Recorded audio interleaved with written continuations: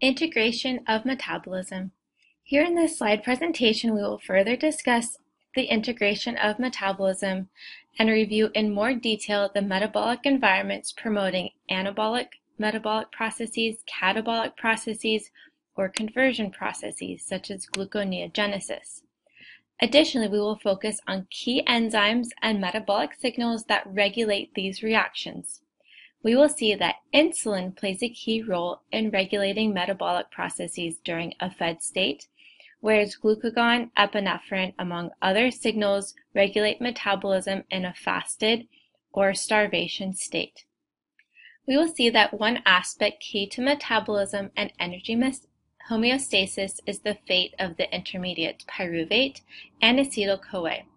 So we can see that pyruvate and acetyl-CoA can undergo various anabolic or catabolic processes.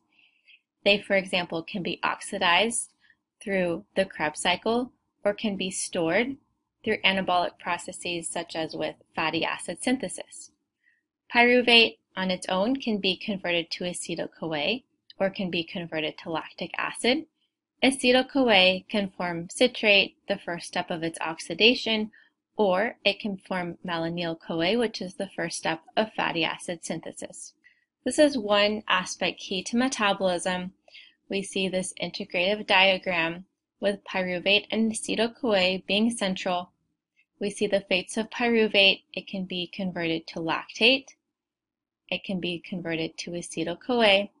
And we see with acetyl-CoA, it can either be oxidized through the Krebs cycle to form citrate with oxaloacetate, and that citrate then can be oxidized further through the Krebs cycle, and this would be an ATP producing process. Or acetyl-CoA can be converted to malonyl-CoA, and malonyl-CoA is the substrate for fatty acid synthesis, which is an anabolic process.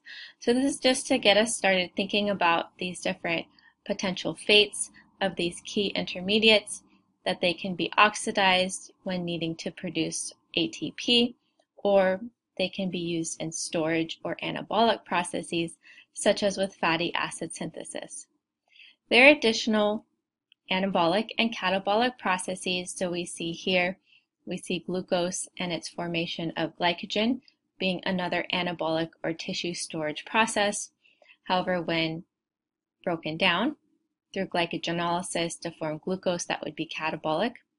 Also, the process of protein synthesis would be anabolic, and that would be related to protein metabolism. So this is just to get us started thinking about these different directional pathways, either going to tissue storage or catabolism.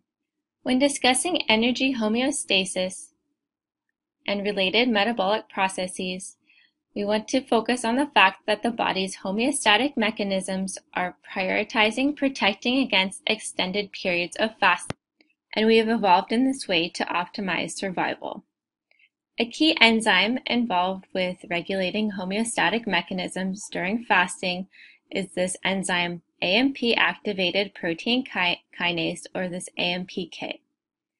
This AMP-activated protein kinase enzyme is activated in a state of low energy, and the body senses this state of low energy with an increased ratio of AMP compared to ATP. So when there's more circulating AMP compared to ATP, that signals to the body that is a state of low energy. Additionally, it can act as a glucose sensor, sensing when blood glucose levels are low. So it's also activated in a state of low blood glucose, but it's also activated in the state of low energy with higher AMP compared to ATP. So we'll see the effect of this AMP-activated protein kinase. It is involved with regulating a number of metabolic processes. So we see first here that it promotes GLUT4 translocation and the uptake of glucose by cells. When we have increased glucose uptake, that promotes the synthesis of ATP, and we know in this condition there's more AMP versus ATP. So we want to have increased glucose uptake by the cells so that we can increase the processes of ATP synthesis. Additionally, we see that it switches on ATP producing pathways or glucose producing pathways. So we'll think about which pathways are involved with producing ATP. So we know the oxidation of lipids through the oxidation particularly of acetyl-CoA. So breaking down lipid chains into the individual acetyl-CoA units and then the acetyl-CoA being oxidized through the Krebs cycle, so this would be turned on. Also, the process of glycolysis will be activated, as well as gluconeogenesis. This would be a glucose-producing pathway, and we saw that the AMP-activated protein kinase activity is increased with low blood glucose, so we want to optimize glucose synthesis through gluconeogenesis. Additionally, we see that it switches off ATP-consuming pathways, and so these ATP-consuming pathways, or would also be seen as storage pathways, would be fatty acid synthesis and glycogenesis. Next, we see the regulation of energy homeostasis by another key signaling molecule, malonyl-CoA, and we saw previously that this malonyl-CoA is involved in fatty acid synthesis, so you'll see it will have basically an opposite effect of the AMP-activated protein kinase. So we see that malonyl-CoA is inhibited by AMP-activated protein kinase, and that's the mechanism where we see that the AMP-activated protein kinase inhibits fatty acid synthesis. But malonyl-CoA has an effect on other processes that are going to be anabolic processes promoting tissue storage, and we see that, and it would make sense that it is stimulated by glucose and insulin, which would be elevated during a fed state after eating. So we see that it's, again, formed from acetyl-CoA, and it's formed from acetyl-CoA. We see conversion of acetyl-CoA to malonyl-CoA by the enzyme acetyl-CoA carboxylase in this condition where we have higher ATP compared to ADP.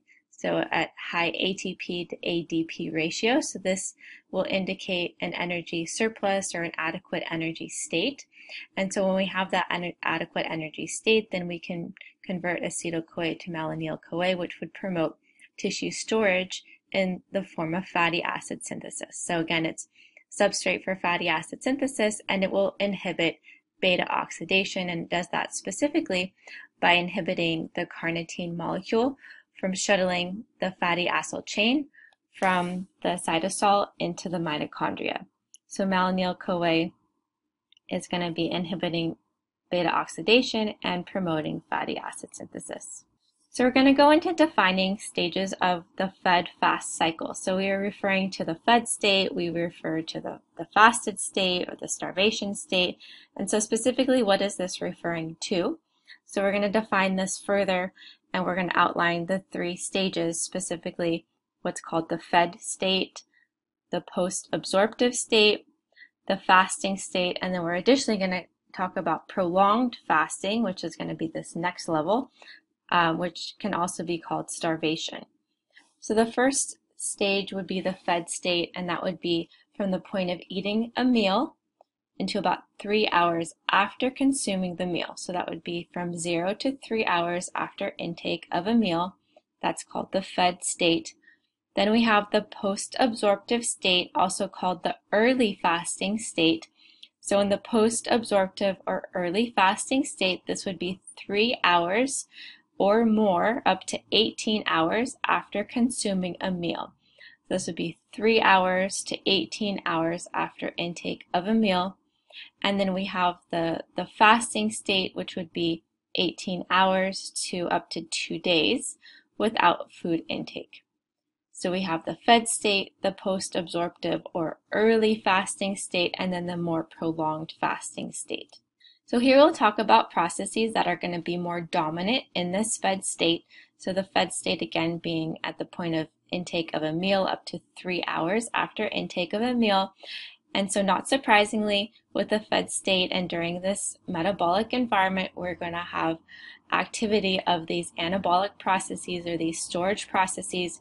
We're going to see elevation of blood glucose levels, increase in insulin, and then this is going to be promoting these anabolic processes. So first we see an increase in the process of glycogenesis, or the synthesis of glycogen. We're going to see increase in protein synthesis, increase in fatty acid and triacylglycerol synthesis. We're going to see formation of lipoproteins, and then we're going to see the utilization of glucose by neurons by red blood cells, and uptake of glucose by adipose and muscle tissue. And this diagram, you can maybe pause and take some time to review this diagram in more detail, but it is going to be outlining these anabolic processes in these different tissues. So we see in the liver, we see in the muscle, and the adipose tissue specifically, these anabolic and tissue storage processes. So just as an example, we see in the liver, we see glucose that's being absorbed through the enterocyte. It's going to be picked up by the liver. It's going to be converted to pyruvate and then triacylglycerol. So we see formation of triacylglycerol. We see that amino acids that are absorbed from the gut are going to be picked up by the liver. They're going to enter circulation, and then they're going to be packaged into protein. So we're going to see protein synthesis occurring in the muscle. In the fed state, additionally, we see these amino acids being packaged into proteins in the adipose tissue, also in the central nervous system, and also in the liver. So again, we see this protein synthesis, we see the triacylglycerol formation, we also see formation of the lipoprotein, so the triacylglycerol formed in the liver, also the triacylglycerol absorbed from the gut are going to be used to form lipoproteins. And then lastly, we see the metabolism of glucose and the storage of glucose in the form of glycogen. We see this occurring in the liver. And then also we go and see the exit of glucose from the liver being picked up by the muscle and the formation of muscle glycogen in muscle tissue as well. So these are going to be all of these anabolic and tissue storage processes that are going to be characteristic of the fed state. The next we see the post-absorptive state, and so that's going to be from 3 hours to up to 18 hours after meal ingestion.